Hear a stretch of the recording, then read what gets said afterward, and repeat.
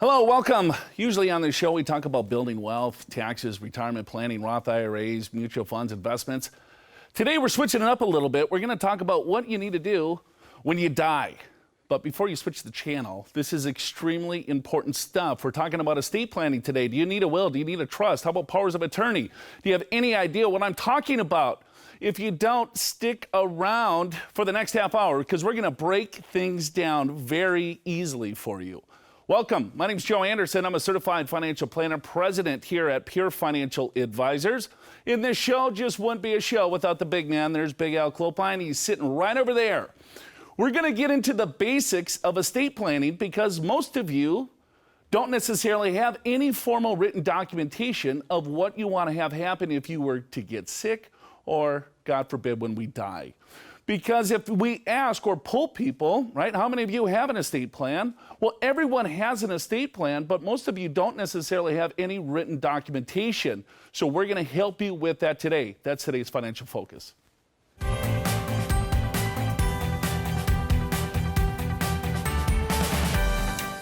Here's the stats. What is it? 64% of Americans, they die with a will or they have a will? So let's just call it half. Half have some sort of formal written documentation, the other half doesn't. And what happens if you were to pass away? It's extremely expensive, right? Because you go through the probate process, right? So it's public record, right? It takes a long time. And it's going to cost your heirs a little bit of money. So you can avoid all of this very, very easily if you do a little bit of planning. I know no one wants to talk about what happens when we get sick or when we die, but it's extremely important. So to help us break it down, let's bring in the big man right now, Big Al Clopine.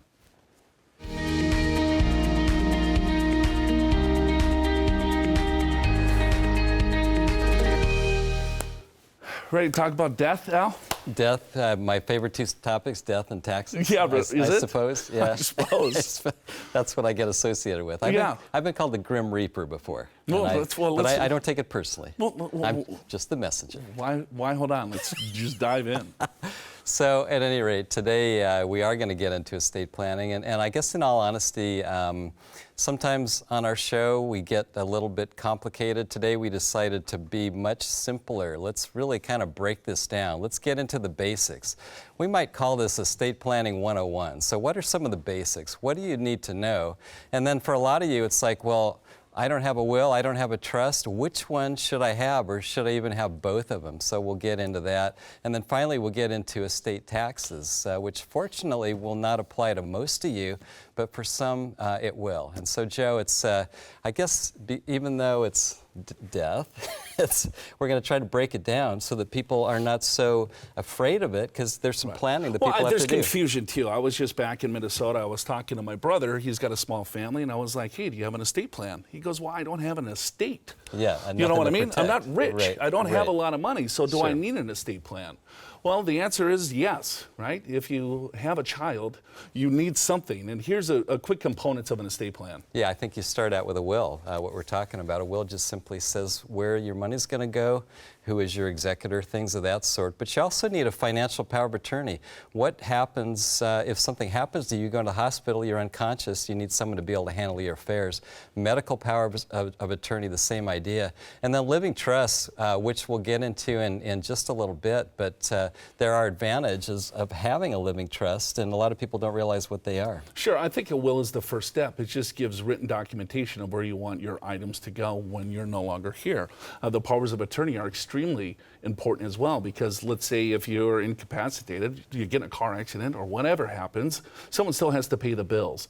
So, or you want to say do not resuscitate, right? Is that the right word? Yes. I've got that Minnesota accent. Yeah. So DNR, right? Pull the plug, whatever that you want to have happen.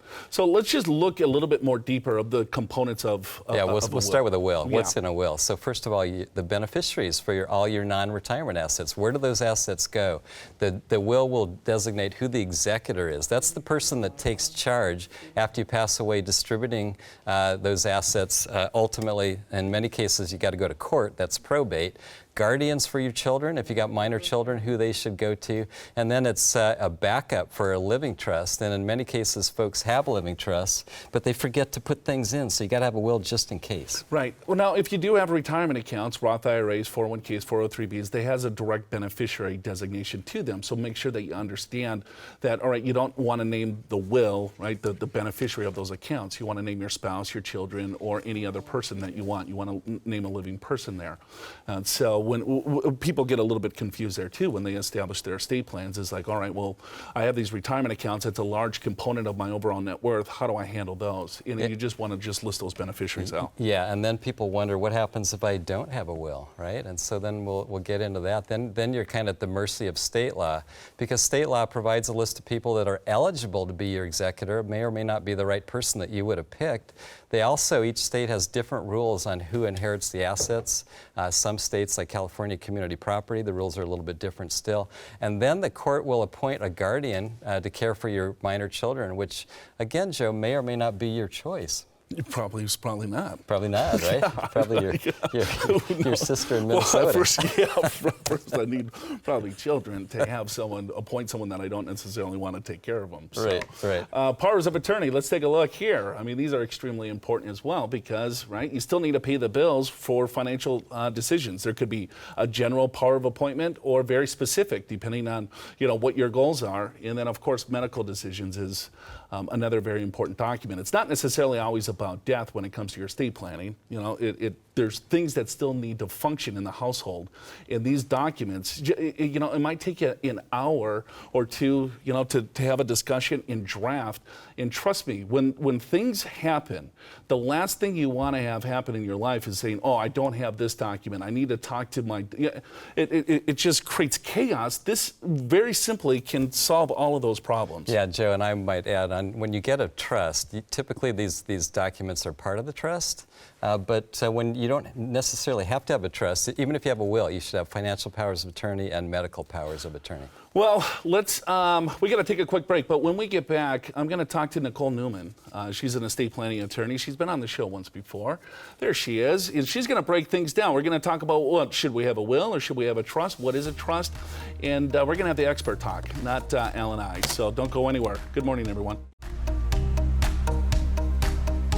Hey, welcome back to the show. The show's called Your Money, Your Wealth. Joe Anderson and Big Al Clopine. We're talking estate planning today.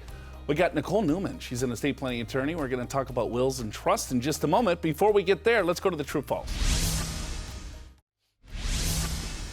I don't need any estate planning if I owe less than the federal estate tax exemption. True or false? That's actually false. And Joe, that's a common misconception. People get estate planning confused with estate tax planning. Estate planning simply means that you have wills, you have trusts, you have powers of attorney, you have things that are going to take place when you pass away, or even if you get sick and you need some help. That's what those documents are for. Everybody needs those. Estate tax planning is when you have assets in excess right now of about $5.5 million, and you're married, it's about $11 million. If your total assets are less than that, you don't need estate tax planning, advanced planning, but everyone does need estate planning. Well, I think everyone is so afraid to pay taxes, so they think, well, if I get a trust, that will avoid taxes, right? Yeah, that's a good point, Joe. But your estate isn't large enough to even worry about it. Right, and the truth is a trust, a living trust, which we'll get into momentarily, doesn't change your tax situation. It's what they call kind of a see-through or flow-through type trust.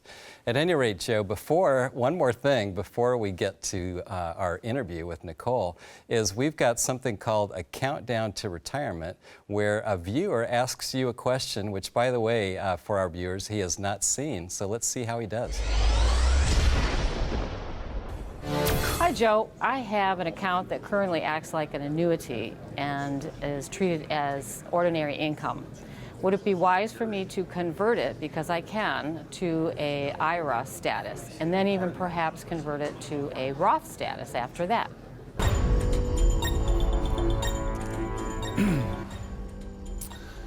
Interesting. So there's an account that acts like an annuity. It might be a TSA, a tax sheltered annuity, which is also a 403B, is probably what she is referring to. And yes, you could roll that into an IRA and pick any investment that you like. If you like the annuity, it depends on the annuity. It could be high cost, low cost. Is it fixed? Is it variable? But yeah, you might want to take a look at rolling that into an IRA. The costs are probably significantly less. You have more control over the dollars. And if you did want to convert those dollars to a Roth IRA, you absolutely could, and it would be probably easier to do that through an IRA versus a 403B because of the recharacterization rules. So without knowing your tax situation, without knowing what this investment type annuity thing is, it's very difficult for me to answer, but I can guess. And so the solution is probably roll it into an IRA, and if you wanted to convert some of that, go ahead. Tax-free money is pretty good. Look at that. Boom. I still got 5 seconds to go. Wow, you've got plenty of extra time, Joe. Yeah. You answered I that thought question so well. I guarantee that was like 2 minutes. I think they probably screwed up in the back, and I think they gave me a little extra time. It could be, but I concur with what you said. If your long-term goal is to get money into a Roth IRA, I think you're going to be much better pulling money out of it, if it's a TSP or something like that, going and doing a rollover to an IRA. By the way, that's non-taxable. Right? So you get it into the IRA, then you can do Roth conversions.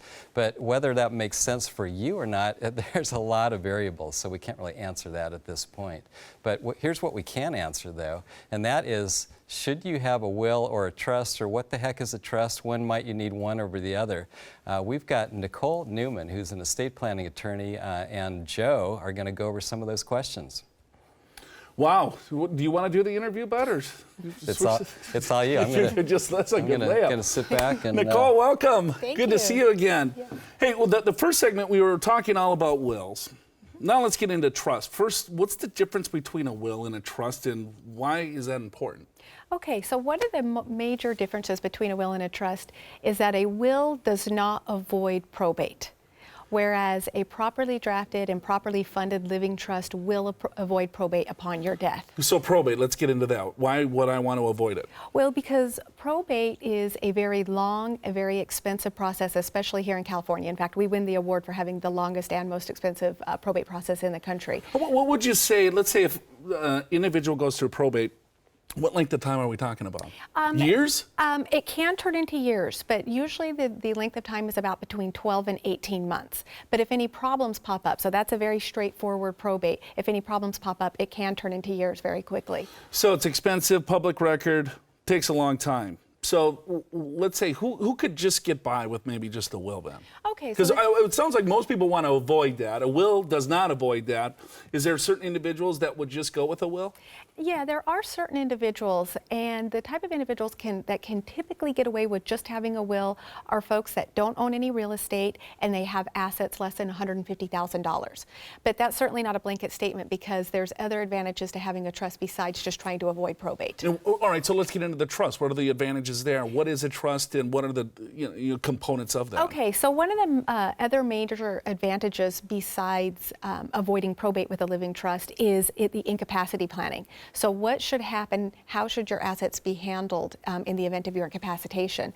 And a lot of times folks will use durable power of attorneys, which you had already talked about earlier, which we do use, but we find that a lot of financial institutions reject those documents because there is so much abuse. So we now have moved a lot of the enhanced provisions over into the living trust in order to handle someone's financial affairs when they're incapacitated. So, I think financial powers of attorney, that is so important, but why wouldn't someone have that? I think everyone needs that. If I have an IRA, if I'm married, my spouse can't have access to it without it working. There's so many different things that I think people don't really understand. It's not always about death. It's I think the documents that you need if you're, disabled, I think are more important in some cases. Absolutely, and it's the most often overlooked area. So yes, you absolutely need your powers of attorney, but for a lot of folks, you also want to have your living trust with the incapacity provisions in there as well. That's probably the #1 phone call we get at my office, where we have someone with an incapacitated spouse, and the other spouse has now been blocked access to either the retirement account or accounts, or to do any type of further planning for them, and they're not able to because the spouse just doesn't have the capacity to sign legal documents. What other huge mistakes do you see when it comes to estate planning? Well, the biggest mistake is that people just don't do it. Right. That's the biggest one. But then the next one, after people just simply not doing anything, are people that interchange the term will and trust. So people will interchange that term all the time, and we find in society we usually use the word will. Oh, I need to draw up my will, or I got my will done. You have to get your will done. So here in California, people will do their will and they think they have it taken care of. And in fact, they don't, because they're still not going to avoid probate. They need to take it that step further and have the living of trust, especially if they own real estate here in California. What would you say with retirement accounts? Would you want to name the trust the beneficiary of a retirement account? Okay. Oh, now that's a I whole threw a little curveball on you. that's I a was just curious loaded that's a loaded question. So generally speaking, you definitely want to seek professional advice if you're ever going to attempt to name a trust as a beneficiary. Here's why I ask, because I think sometimes when people, the attorney, right, will say, put everything into the trust. And then they'll say, well, here's an asset. It's my retirement account. I got to put this in the trust, or I got to name the, right? So I think there could be some confusion there, because a retirement account is such a different animal than, let's say, my property. Absolutely, and the retirement account definitely needs special guidance. The retirement account would never go into the trust. That would cause adverse tax consequences. So then it comes down to, well, how should the beneficiaries be named? Who should be the primary beneficiary? Who should be the contingent? And should a trust ever play in that role? And that is something that definitely folks should seek legal advice on, because they could have very adverse tax consequences if they just name their trust without any proper guidance. A lot of things, folks. I think the word of the day is just get it done, right? Absolutely, yes. Just get it done. All right, hey, we got to take another break. Want to thank Nicole Newman. Great job. Thank you so much for having me. Of course. Hey, when we get back, we're going to flip the show back to you, and then we are going to answer your email questions, and then we're going to get out of here for today. The show's called Your Money, Your Wealth. We'll be right back.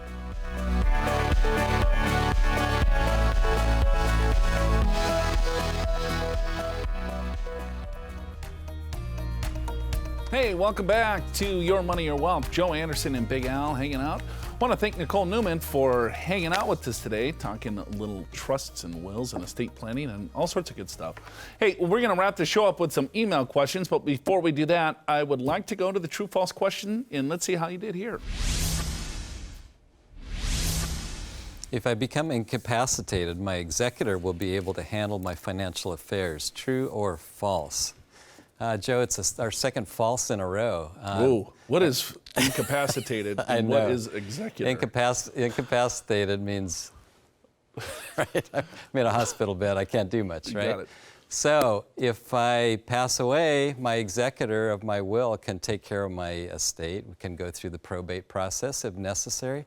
But an executor, nothing happens until you pass away. So if you're living and incapacitated, your executor has no special powers. That's why you need that financial power of attorney. Yeah, that's key. I think when someone just gets a document, a will document, it's, all right, covered all my bases. No, there's probably 4 or 5 other ancillary documents that you want to make sure that you have. And then when you think of estate planning, you might think of taxes. Well, the estate tax landscape has changed quite a bit over the years. So you need a fairly large estate today, and plus there's portability, which I'm not going to get into. But if you pass with, what is it, about $5.5 million, Al? Yeah, in fact, I'll show you the current table, which is, if you have less than about $5.5 million, there really is no estate tax.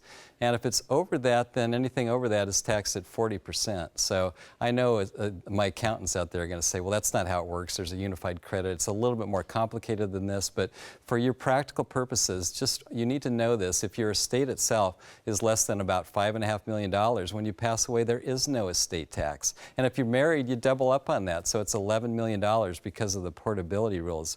But Joe, what happens when you pass away is you get a step up in assets. You get a step up in basis, which basically means the cost basis of your asset gets stepped up to what it's worth at the point of your passing. Right. So if you bought something for $100,000 and it's worth $500,000 at your passing, then your beneficiaries, their cost basis is now $500,000. They could sell it the next day and pay 0 tax. Right, that's exactly right. And so sometimes we'll have older couples wanting to sell their real estate right before, before they think they're going to pass, to make it easier for the kids. You're actually better off waiting, right? Because then the kids will get a step up in basis, let them sell it, and then there's no tax to pay. So that's a strategy that a lot of people seem to miss. the death strategy. All right, let's go to the email bag. Let's see what we got here today. All right, the first one from Bill in Leucadia. Can I transfer my properties into my children's names before I die so that they can avoid paying estate taxes? Oh, that's a good question. So by transferring your properties to your kids, what happens is then they take, you're supposed to file a gift tax return, first of all, which reduces the amount that goes to the kids' tax-free estate tax. So in and of itself, that doesn't reduce estate taxes. May not be the best idea, though, as I just mentioned, is they will take over your cost basis. If they sell the property, could be a big gain. If you wait till you pass and they inherit it, they get a step up in basis. Yeah, we see this quite a bit. That's a huge mistake by putting kids' joint title on your property while you're still alive, because it's joint now with your child. If your child gets sued, gets in an accident, something like that, well, now the home that you're living in is now part owner of your child. So yes, that would avoid probate, but it's not going to avoid estate well, it could avoid estate taxes too, depending on what size of estate that you have. But what it's going to do is going to create a capital gains tax on you. So be careful with what you're doing, shifting assets around, because if I gift an asset, then that individual keeps my basis. If they inherit the asset, then that's when you get a full step up in cost basis. Let's go to the next one. This is from Liz in Rancho Santa Fe. My husband and I want all of our assets to go to a charity when we die rather than to our children. What can we do to make sure the funds and properties go to the charity? Well, hopefully your kids aren't watching, Liz, but you can set up a trust and have all the assets go to the kids from your trust. Same thing could happen with a will. Realize with the will, as we've been talking about, your estate would go through probate. So you probably want a trust. But yeah, you don't have to have the kids as beneficiaries if you don't want to. Right, yeah. There's no law there with children. Spouses, it's a little bit different. When I pass, I don't want anything to go to my spouse. I want it to go to someone else. You can't necessarily do that unless your spouse signs off on it. But yeah, the kids, you can disinherit the kids. I'm sure Alan's going to get disinherited. Yeah, that's probably likely. That's probably likely. Let's see if we can get one more in before we got to go. Final question, Cheryl San Marcos. I want to make sure my grandkids' college tuition is taken care of when I pass away. What can I do to make sure that the money is set aside for them? Well, Cheryl, a couple things. You could set up a 529 plan with them as the beneficiary, right? Or you could, in your trust, in your living trust, you could designate certain assets go to the kids for their college. So there's a couple ways to do that. Yeah, I mean, I think that's the beauty of setting up an estate plan. Because then you can document exactly what you want to have happen with your capital. So little Johnny, right? Hey, I want to make sure that I have enough capital for him to pay for his college tuition. And so you write that into the overall document. Now Johnny doesn't go to school. Well, he doesn't get the cash, right? Maybe he gets straight A's or so you can document anything that you want. How about if he gets a full scholarship? Or how about if he goes to the military? So there's different things that you want to do, and you want to have that written out, just like as you were here, but you're no longer here, but that document's here to make sure that it will take care of everything that you need when you're gone. So I guess the point of today is that there's a lot of things that you might want to consider and look at doing when it comes to your overall estate planning. I know no one likes to talk about what happens when I die, because then it gets emotional. Then you get into like, all right, well, hey, and then if you have joint marriages, that have maybe kids from different marriages, I should say. Then it's like, well, how's this going to work? That's even more important to make sure that you have some documents that can tell the heirs exactly what your intentions are.